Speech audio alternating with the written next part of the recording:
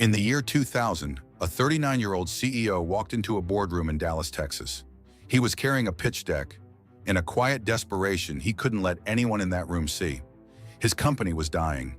The dot-com crash had turned internet startup into a punchline on Wall Street. Cash was running out, and he had one idea left to survive: sell everything. The boardroom belonged to Blockbuster Video, the undisputed king of home entertainment. 9,000 stores worldwide, 65,000 employees, billions in annual revenue. And hidden inside those billions, a single number that mattered more than anything else: $800 million a year, generated entirely from late fees. That one revenue stream was worth more than most entertainment companies on earth. The CEO made his pitch. $50 million, full acquisition. His small, money-losing DVD by mail startup would become a division of Blockbuster. He would run their online strategy. They would handle everything else. The executives listened politely, asked a few questions. Then, according to people who were in the room, someone on Blockbuster's side struggled to hold back a laugh. They said no. That CEO was Reed Hastings. The company he was trying to sell was Netflix. But here's what most people miss about this moment. Blockbuster's logic wasn't entirely irrational. Netflix's core promise was eliminating late fees, the very thing generating Blockbuster's most profitable revenue. Buying Netflix meant buying a company designed to cannibalize their own goldmine. From a quarterly earnings perspective, the math didn't work. But from a historical perspective, it was the most expensive laugh in corporate history. 10 years later, Blockbuster filed for bankruptcy, and Netflix became one of the most valuable media companies on earth. But between that rejection and that victory, Netflix nearly died, more than once. Let's go back to where it started. In 1997, Reed Hastings and Mark Randolph co-founded Netflix in Scotts Valley, California. The idea was deceptively simple. DVDs mailed directly to your home, no store visits, no return deadlines, no late fees, a flat monthly subscription, and a red envelope in your mailbox. It wasn't revolutionary technology. It was a better customer experience. And customers noticed. The selection was broader than any physical store could hold. The convenience was unmatched. And never paying a $40 late fee again felt like freedom. But love doesn't pay server costs. The dot-com crash of 2000 destroyed Netflix's funding overnight. Investors vanished. Companies that were worth billions became worthless in weeks. And after Blockbuster's rejection closed the last emergency exit, Hastings had nothing left to fall back on. He laid off a third of his staff, cut every expense that wasn't directly keeping subscribers happy. He came back to the same office every morning, a modest space that smelled like cardboard and packing tape from the thousands of red envelopes stacked against every wall, and asked himself one question: how do we survive 30 more days? Not how do we grow, not how do we win, just how do we not die this month? And slowly, stubbornly, Netflix survived.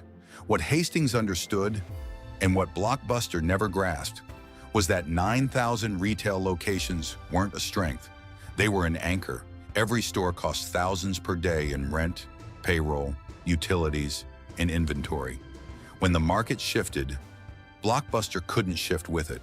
They were bolted to the ground. Netflix was bolted to nothing. By 2007, Netflix had millions of DVD subscribers, consistent profits, a proven model that Wall Street loved.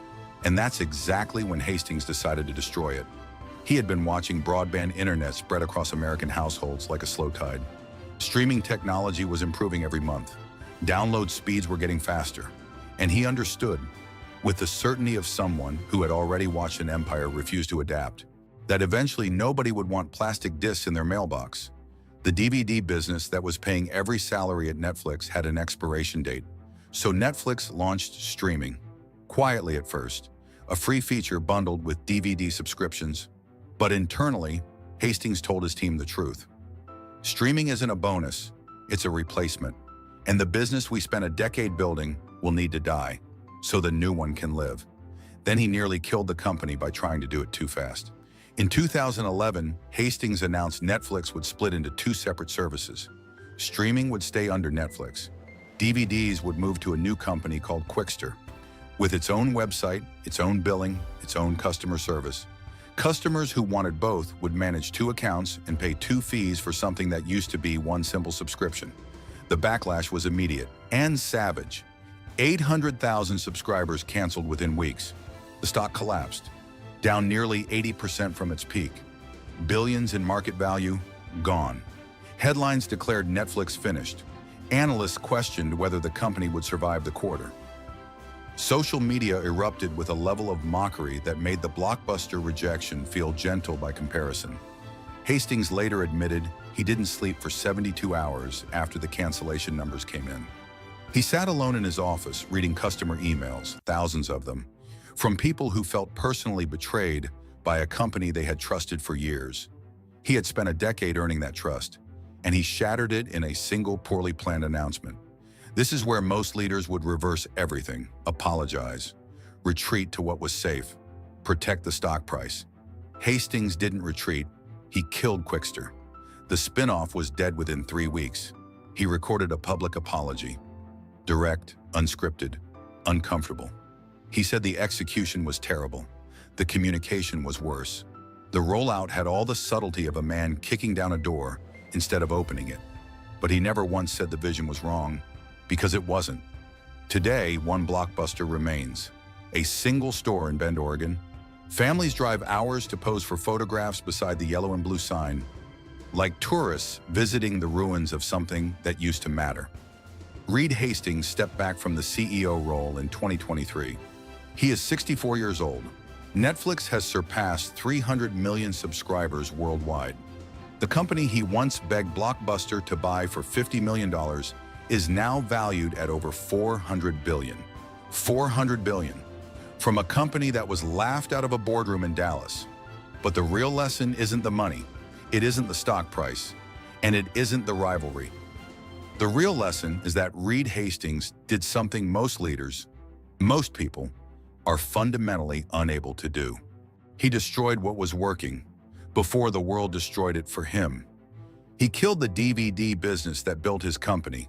He survived the worst self-inflicted crisis in modern tech history. He turned a mail-order service into a content empire.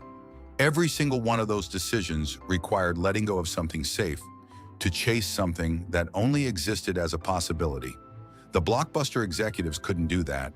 They were anchored to $800 million in late fees and 9,000 stores that felt permanent. They protected what they had, and they lost everything. Hastings chose to let go, and he built something that changed how the entire world watches stories. If this changed how you see the company behind your screen, subscribe. We tell the real survival stories behind the brands that shape the world. Would you have had the nerve to burn down your own success? Or would you have held on until someone took it from you? Drop your answer in the comments. See you in the next one.